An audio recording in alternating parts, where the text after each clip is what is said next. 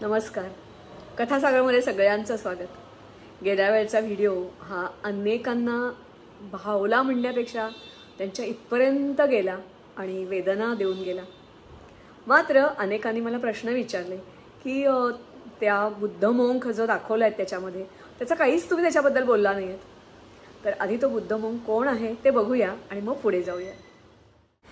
गेल्या वेळेला जे बुद्ध भिक्षू होते असिन विराथू आणि त्यांचा हा फोटो त्यांना अनेकांनी टाइम्स ऑफ सारख्या मोठमोठ्या मॅगझिन्सने the terror face of Buddhist असंही म्हटलं.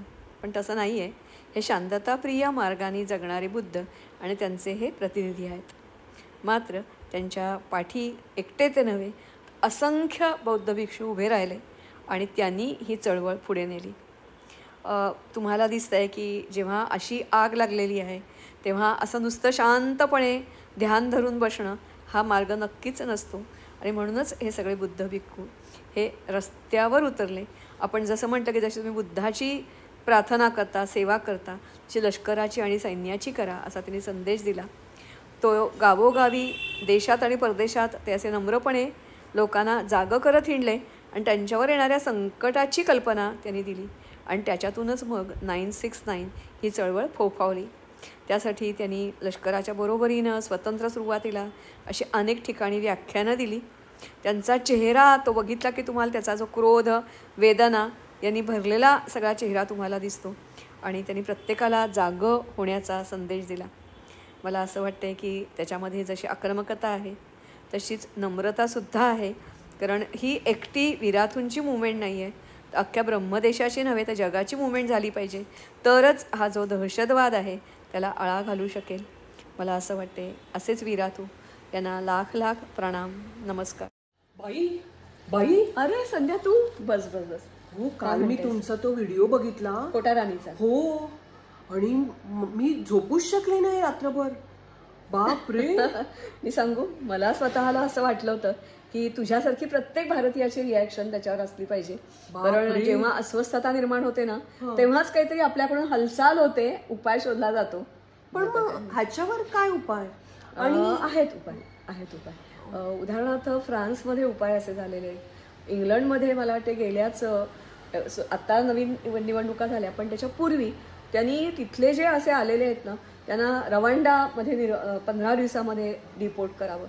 फ्रान्समध्ये तो खूपच मोठ्या प्रमाणावर, मला वाटतं त्याचा वेगळा व्हिडिओ आपण कधीतरी करूया. फ्रान्समध्ये पण त्यांनी खूपच मोठ्या प्रमाणावर केलं. भारतामध्ये म्हणशील तर नाही, आपण ते अजून सबका साथ सबका विकासमध्ये जी पूर्वजांनी चूक केली ती अजूनही करतोय. पण आपल्या शेजारच्या देशांनी मात्र उपाय शोधलाय बरं का. ब्रह्मदेश. हा, अगदी बरोबर. मला वाटतंय बरोबर ओळखलंस. कसं शक्य झालं? कारण मुळात खरं तर शांतता प्रिय देश असं आपण म्हणतो नाही का. आणि ब्रह्मदेशाचा इतिहास तुला माहितीये का? तो फक्त आपल्या शेजारी आहे पण त्याच्याबद्दल काही जास्ती ऐकलंच जात नाही. ब्रह्मदेश हा आपल्या भारतामध्ये जशी पद आणि महापद होती, आता जशी स्टेट्स आहेत तसा हा एक आपला भाग होता. त्याचा इतिहास इसवी सनापूर्वी 11,000 वर्ष इतका पुरातन आहे. तिथे पूर्वी हिंदू राज्य, त्याला श्री राज्य असं म्हणत असत. मग अनेक घराणी गेली आली आणि सरते शेवटी यांनी ब्रिटिशांनी त्याच्यावर भारतावर जसं राज्य तसं आपल्याला 47 साली स्वराज्य मिळालं ना, 48 साली मिळालं.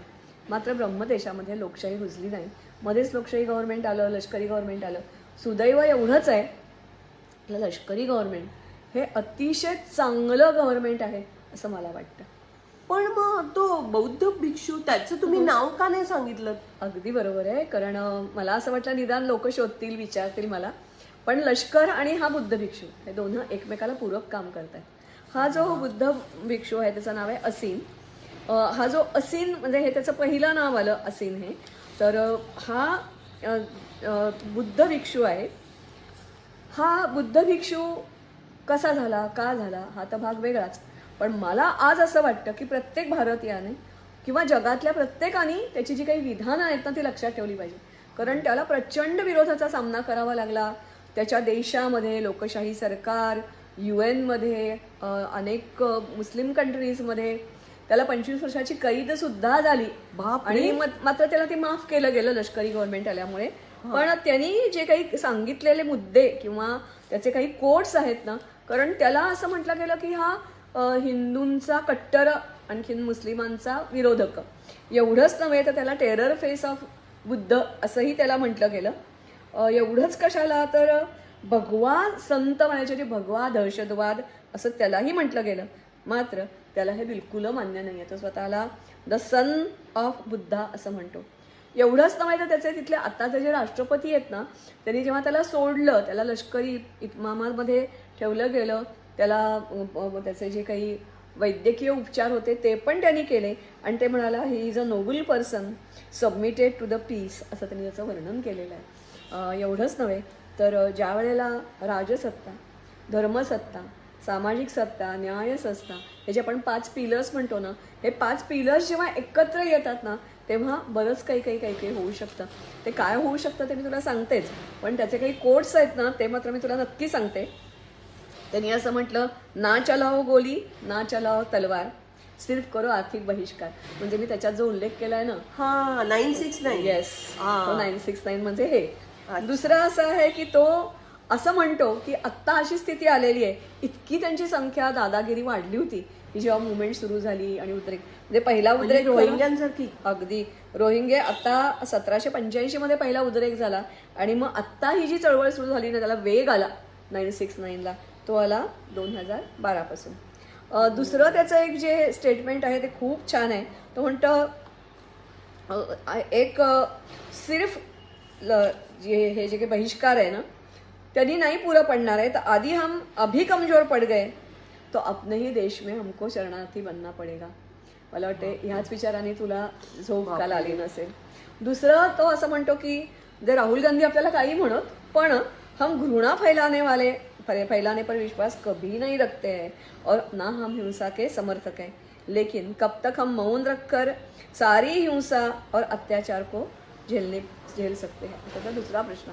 मला वाटतं त्याचे जे सगळे कोट्स आहेत ते आजही आपल्याला तेवढेच लागू होतात. पुढचा त्याचा जो आहे ना कोट तो खूपच छान आहे.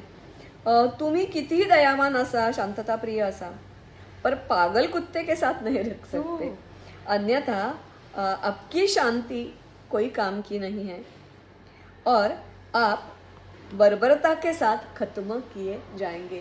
जसं तू काश्मीरमध्ये आपण बघितलं तसाच प्रकार बांगलादेशामध्ये आपण बघतोय सध्या. बांगलादेश सोडून दे, पाकिस्तानमध्ये झालं, बांगलादेशमध्ये झालं, आपल्या बंगालमध्ये सध्या तेच चाललंय ना, तेच चाललंय. रोहिंग्या नाही, बांगलादेशमध्ये तर आणखीनच वेगळा जे सगळे प्रकार आहेत ते सगळे सुरू आहे.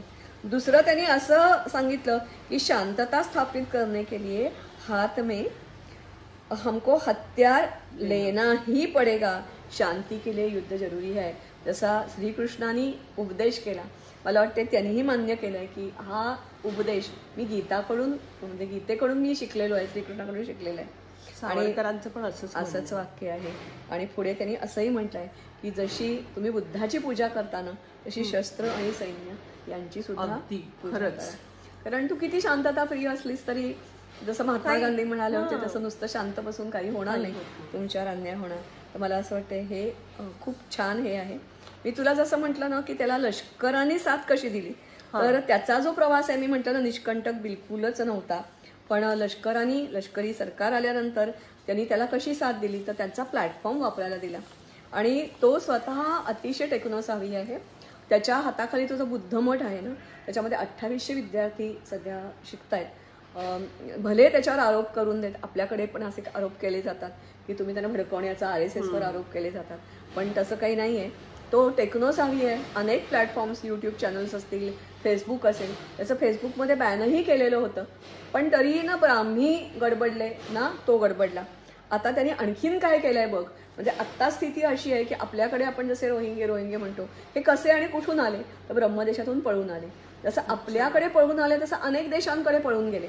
मुळात हे रोहिंगे आहेत तरी कोण, तर रोहिंगे हे स्वतःला समजतात की आपण अरब, मुघल आणि पोर्तुगीजांचा वारसा चालवतो असं ते म्हणतात. अराकान प्रांतामध्ये यांची खूप मोठ्या प्रमाणात वसाहत होती, परंतु ब्रह्मदेशाने त्यांना कधीही आपलं नागरिक मानलं नाही. ते कोणत्याच देशाचे नागरिक नाहीत. तर हे ब्रह्मदेशी त्यांना काय म्हणतात, तर ब्रिटिश वसाहती होत्या. बांगलादेशामधील जे चितगाव बंदर आहे आणि स्थलांतरित बंगाली जे मुस्लिम होते ते तिथे येऊन थांबले असं त्यांचं म्हणणं. दुसरं यांचं म्हणणं असं की हे कधी आणि का मुस्लिम आपल्या इथे जी सत्ता होती भारतामध्ये त्यांनी पण काही लोकांना ब्रह्मदेशामध्ये पाठवलं होतं. जसं त्यांनी पहिल्या वसाहती म्हणजे शरणार्थी लढाईमध्ये जे होते त्या शरणार्थींनी पहिल्यांदा नॉर्थ ईस्टमध्ये त्यांना असंच राजाकडे छोटासा पीस ऑफ लँड आम्हाला द्या आणि वसाहत करा अशी वसाहत केली आणि मग ते आता वरचढ झालेत नॉर्थ ईस्टमध्ये. तोच प्रकार इथेही घडला. मात्र ब्रह्मदेश आपल्यापेक्षा शहाणा निघाला. त्यांना बिलकुल नागरिकत्व दिलं नाही. आणि एवढंच नव्हे तर आत्ता अनेक हे तर पलायन केलं, अनेक देशामध्ये पलायन केलं भारतामध्ये असं. त्याच्याशिवाय त्यांनी छावण्यामध्ये त्यांना बंदिस्त कित्येकांना केलं. आणि सगळ्यात मोठी गोष्ट म्हणजे त्यांनी त्यांच्यावर अनेक जाचक बंधनं घातली. म्हणजे आपल्याकडे का नाही घालत ते मला आता माहिती नाही, घालायला हवी आहेत पण अनेक बंधनं. तू म्हणशील कोणती बंधनं? तर पहिलं बंधन त्यांच्यावर असं होतं की रोहिंग्या जे मुली आणि मुस्लिम मुलगा यांचं लग्न त्यांनी बेकायदा ठरवलं. म्हणजे लव जिहाद हा आपल्याकडे जो फोफावलाय तो नाही. दुसरं त्यांनी असं सांगितलं की कोणालाही धर्म आपला बदलताच येणार नाही. बुद्ध तिकडे बरेच आहेत कारण हिंदू पूर्वी होते पण ते कधीच स्वातंत्र्यानंतर मग भारतामध्ये आले. चौथं त्यांनी असं सांगितलेलं आहे की जी हिंसक संघर्ष समजा झालाच देशात तर त्याला जबाबदार मुस्लिमच राहतील असं त्यांनी केलंय. कारण त्याला मी म्हटलं तसं इतिहास जो आहे मगाशी मी तुला म्हटलं तसं 2 मी साल सांगितली. एक 1785चं आणि दुसरं मी 2012चा जो उल्लेख केला त्याच्याबद्दल मी पुढे बोलते. पुढे आणखीन एक त्यांनी सांगितलं की त्यांच्या हालचालीवर पाबंद आणला त्यांनी की त्यांना वाटेल तिकडे जातील राहतील व्यवसाय करतील असं नाही आहे. पुढचं जे सांगितलं तो म्हणजे त्यांच्या शिक्षणावर बंदी. त्यांना शाळात प्रवेश नाही, कॉलेजमध्ये प्रवेश नाही, सरकारी नोकऱ्यातही प्रवेश नाही.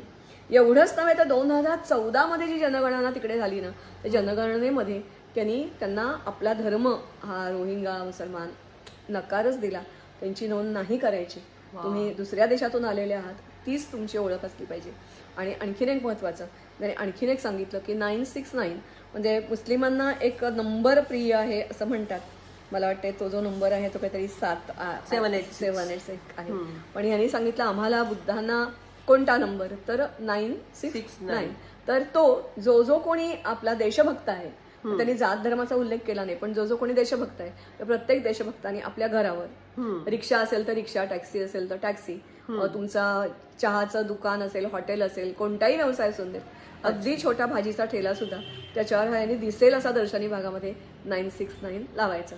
आणि कोणत्याही ब्रह्मदेशी राष्ट्रप्रेमी माणसाने फक्त त्याच ठिकाणाहून वस्तू खरेदी करायची. अर्थात असं झाल्यामुळे मुस्लिमांचा जो धंदा होता, कारभार होता, कारण त्यांना खूप मोठ्या प्रमाणात UAE आणि अनेक मुस्लिम देश त्यांच्याकडून पैसा फंडिंग होत होतं. हे फंडिंग झाल्यामुळे त्यांचे मोठे मोठे व्यवसाय होते हे सगळे कोसळले. आर्थिक निर्बंध घातले गेले आणि व्यापार कोसळल्यानंतर त्याला म्हणतात ना उनका मस्त ठिकाणे पे डोकं ठिकाणावर आलं. आणि मग ह्या सगळ्या एवढंच नव्हे तर त्यांची काही गावाच्या गावं उद्ध्वस्त केली गेली कारण हे अत्यंत हिंसक होते.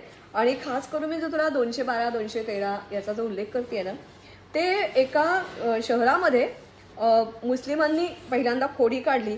म्हणजे RAKHINE रखेनी असं त्या भागाचं नाव आहे.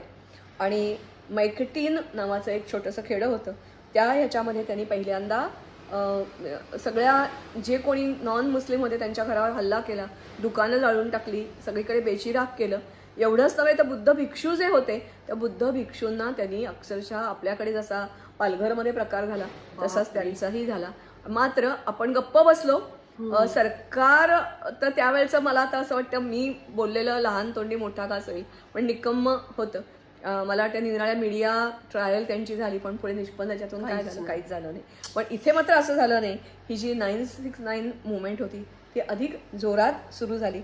आणि मग ज्या ठिकाणी त्यांच्या वसाहती होत्या त्या जाळल्या गेल्यानंतर त्याच ठिकाणी लष्कराने आणि पोलिसांनी आपली ठाणी तिथे उभारली. मला असं वाटतं बुद्ध शांतता प्रिय हा देश आहे नाही का. पण त्यांनीच असं मगाशी म्हटल्याप्रमाणे की शांतता कुठपर्यंत जोपर्यंत समोरचा शांतीने राहतो तोपर्यंत. पण ज्या वेळेला तुमचा धर्म, तुमची जात, तुमचं राष्ट्रीयत्व हेच धोक्यामध्ये येतं तेव्हा मग तुम्हाला हिंसक नाही म्हणता येणार. हा तर अहिंसक मार्ग आहे ना आर्थिक बहिष्कार. मात्र त्यांना लष्कराने साथ दिली.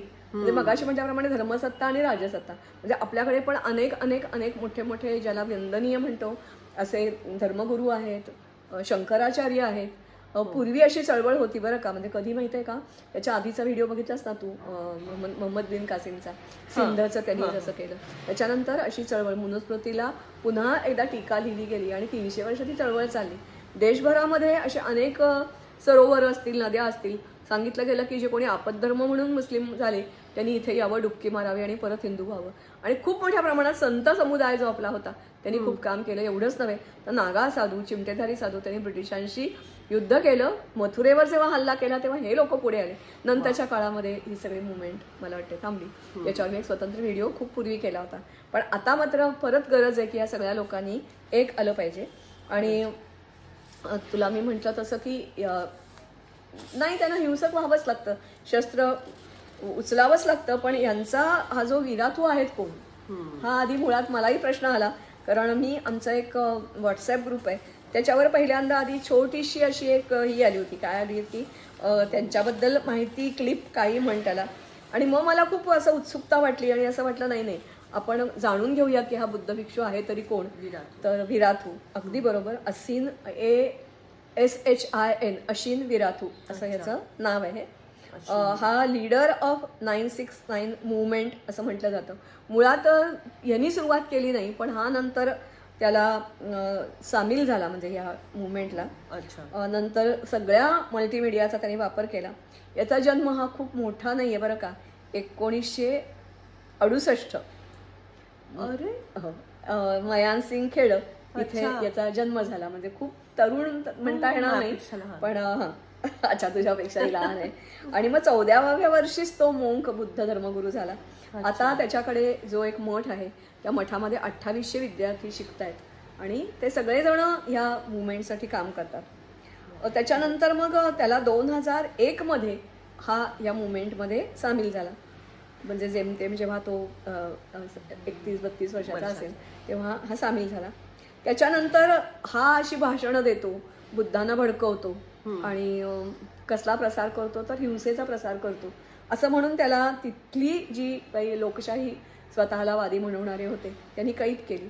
अनेक परदेशी लोकांनी पण ह्याच्यावर वेगवेगळे आरोप केले. आणि म्हणजे यांना कसं म्हटलं गेलं आपल्या मोदींना की खुनी आहेत, अमुक आहेत, तमुक आहे, असे वेगवेगळे आरोप केले गेले. पण ते त्यांच्या देशासाठी कोणतेही आरोप झेलायला तयार होते. मग त्यांना 2003 मध्ये 25 वर्षाची चक्क शिक्षा झाली, कैद केली गेली. मात्र 2012 मध्येच त्यांना सोडलं गेलं. आणि मी सुरुवातीला म्हटल्याप्रमाणे तिथले जे राजकीय नेते होते ते काही मूर्ख आपल्याकडे जसे आहेत तसे होते, पण लष्करांना मात्र हा धोका जाणवत होता. कारण आता सुद्धा तू जम्मू काश्मीरमध्ये बघितलंस तर लष्कराची माणसं मरतात किंवा जेव्हा कधी अशी हे होते आपल्यापेक्षा त्यांना इनपुट्स जास्ती असतात, त्यांना पुढचा धोका माहिती असतो आणि त्यांच्या जीवावर ते दुखणं असतं, त्यांना जास्ती माहिती असते. तसंच इथेही झालं, लष्कराला हा धोका जास्ती माहिती होता म्हणून लष्कराने त्यांना साथ केली, आपला प्लॅटफॉर्म वापरायला दिला आणि मग ही मुवमेंट जोरात सुरू झाली. 2011 मध्ये हे परत ते मीडियामध्ये सक्रिय झाले आणि मग मी तुला म्हटलं तसं त्यांनी अनेक आंदोलनं फक्त ब्रह्मदेशात नव्हे तर इतरही देशामध्ये ते गेले, मंडाले, आणखीन कुठे कुठे, आणि त्याही ठिकाणी त्यांनी अशा प्रकारची मुवमेंट सुरू केली. मला असं वाटतंय आज जगभर युरोपामध्ये त्या देशांनी जी काही घोडचूक केली भारताने केली तशी तेही त्यांना आता रिअलाइज झालंय. म्हणून मला असं वाटतं फ्रान्सवर तर एक वेगळा व्हिडिओ आपण जरूर करायला हवा की फ्रान्सने कसा हा हँडल केलं. म्हणजे मला वाटतं अगदी थोडक्यात सांगायचं तर ज्या एका शिक्षकाने एक काहीतरी मोहम्मद पैगंबरांवर एक कार्टून तयार केलं होतं, त्याला आपल्याकडे जसं सरतनसे जुदा तसं त्याला मारलं गेलं आणि मग त्याच्या शवयात्रेला तिथले राष्ट्रपती पण गेले होते. आणि त्याच्यानंतर एवढंच नव्हे तर प्रत्येक बिल्डिंगमध्ये, प्रत्येक चौकामध्ये तो जो कोणी शिक्षक होता आणि त्याचं व्यंगचित्र होतं ते फलक लावले गेले. म्हणजे फ्रान्सने पण त्यांच्यावर अशा प्रकारचे अतिशय जाचक असे निर्बंध घातलेले. मला वाटते भारतामध्ये तर हा धोका सगळ्यात जास्ती आहे, कारण भारतामध्ये सगळ्यात जास्ती मुस्लिम आबादी कोणत्या देशात असेल तर ती भारतामध्ये. याच्यामध्ये ते जे लोक आत्ता म्हणजे काही जण तुला माहिती आहे, नाव सांगायची गरज नाही, आम्ही इथलेच आहोत इथलेच आहोत इथलेच आहोत म्हणतात, पण इथलेच मुळात इथले नाही आहेत ना. मुळात ते सगळेच जण बाहेरून आलेले आहेत आणि नुसते बाहेरून आलेले आहेत असं नाही आहे. कारण मला वाटते ज्यू इथे आले, पारशी इथे आले, पण ज्यू आणि पारशी त्यांनी आपल्या अर्थव्यवस्था म्हणजे मला वाटते अगदी बरोबर कितीतरी व्यावसायिक घराणी जर आपण बघितली तर ती सगळी पारशी किंवा ज्यू आहेत आणि त्यांनी आपल्या अर्थव्यवस्थेला आणि एकूण स्वातंत्र्याच्या चळवळीमध्ये पहिला झेंडा फडकवणारी कोण होती, तिरंगा झेंडा, त्या मादाम कामा. अगदी बरोबर, मादाम कामा. तर ह्यांनी मदत केली. ह्यांनी मात्र असं केलं नाही, पहिल्यापासून आपल्या हिंदूंच्या विरोधातच ते वागले. दुर्दैवाने आपल्या इथले शिक्षण मंत्री सुद्धा सुरुवातीला 6 ओळींनी तेच होते. त्यामुळे खरा इतिहास आपल्यापासून कायम दडवला गेला. आणि आता खूप उशीर झालाय म्हटलं तर तुला काय वाटतं, उशीर झालाय? ठीक आहे, बेटर लेट दॅन नेव्हर. तर पण आता ह्या सगळ्या व्हॉट्सअप, इंस्टाग्राम ह्या सगळ्यांमुळे आम्हाला ते कळतं तरी, नाही तर पहिल्यांदी कळतच नव्हतं. अगदी बरोबर आहे, अगदी बरोबर आहे. पण तरीही अजूनही मला बरेच वेळेला वाटतं की जसं सावरकर म्हणाले होते की सुनीत लिहिणं बंद करा, कादंबऱ्या कथा नाही जन्माला आल्या तरी चालतील, पण तुम्ही शस्त्र आणि तलवार हाती घ्या. खरंच. किंवा शिवाजी महाराजांच्या काळामध्ये शिवाजी महाराज यांनी खूप म्हणजे असं त्यांचा जो नीट इतिहास केला ना, नुसतंच जय शिवाजी जय मराठी जय असं काही घोषणा देऊन होणार नाही. त्यांचा जर चरित्राचा तुम्ही नीट अभ्यास केलात ना, तर त्यांनी पण ठकास ठक असंच त्यांनी वागलेलं आहे. नुसती शाहिस्तेखानाची बोटं की अफजल खानाचा वध असं नाही. ह्याला जर तू केलीस ना, कल्याणला खूप तुला वखारी दिसतात. या वखारी कुठच्या आल्या तर आपला गैरसमज खूप असतो की पहिल्यांदा उत्तरेकडून नाही मुस्लिम आले, त्यांनी कल्याणवर आणि ठाणा पण त्यांनी ताब्यात घेतलं होतं. पहिली मशिदी दक्षिणेत बांधली गेली होती आणि या कल्याणमध्ये त्यांनी असंख्य मंदिरं त्यांची कन्व्हर्ट केली होती मशिदीमध्ये. शिवाजी महाराजांनी ती सगळी परत मशिदीचं मंदिर करायच्या ऐवजी त्यांच्या सगळ्या वखारी करून टाकल्या. म्हणजे हा इतिहास. किंवा दक्षिणेमध्ये जे गेले तेव्हा शिवाजी महाराजांनी तिकडे मोठंच्या मोठं देऊळ होतं, गाईचं दान दिलेलं आहे तिथे. आणि हा कोणी इतिहास खरा सांगत नाही. मला वाटतं तिकडे आपण नको वळूया, कारण शिवाजी महाराजांच्याबद्दल बोलणारे अभ्यासू असंख्य जण आहेत. पण मला आज वाटतं, तुला पटतंय की नाही बघ, खरंच की भारतामध्ये पण आज असीन विराथू व्हायला पाहिजे. आणि कोणीतरी व्हायला पाहिजे असं का म्हणतेस? जसं आपण म्हणतो ना की शिवाजी नाही असं नाही म्हणणार मला, पण प्रत्येकाने हिंदू आता झोपलेला आहे तो जागा झालाच पाहिजे, खरबडून जागा झाला पाहिजे. आणि प्रत्येकाने असीन विराथू व्हायला पाहिजे, तरच आपलं हे शक्य आहे. कारण सरकारला काय करावं हे सांगण्याएवढे आपण मोठे नाही. पण तरी सुद्धा मला वाटते खूप झालं एवढं बास झालं. ह्याच्या पुढे मात्र आपल्याला काश्मीरचं म्हणजे अख्खा देश काश्मीर व्हायला, काश्मीर फाईल केरळला फाईल व्हायला नको असेल तर that is the last option for us. 969 प्रमाणे आपल्याकडे पण काहीतरी चळवळ सुरू झाली पाहिजे, ती फोफावली पाहिजे. आणि त्याला राजसत्ता आणि लष्करी सत्ता, न्यायसत्ता, मला वाटतं न्यायसत्तेने ऑलरेडी आपल्या बाजूने वर्डिक्ट दिलेला आहे.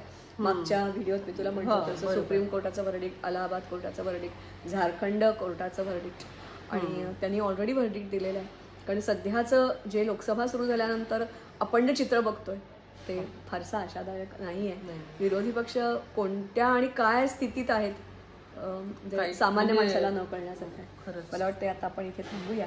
पुढच्या वेळेला आणखीनच अशी काहीतरी जी रोचक असं म्हणण्यापेक्षा सुद्धा अतिशय प्रबोधन करणारी असा एखादा व्हिडिओ आपण पुढच्या वेळेला घेऊन येऊया. नक्की चालेल. नमस्कार. चला.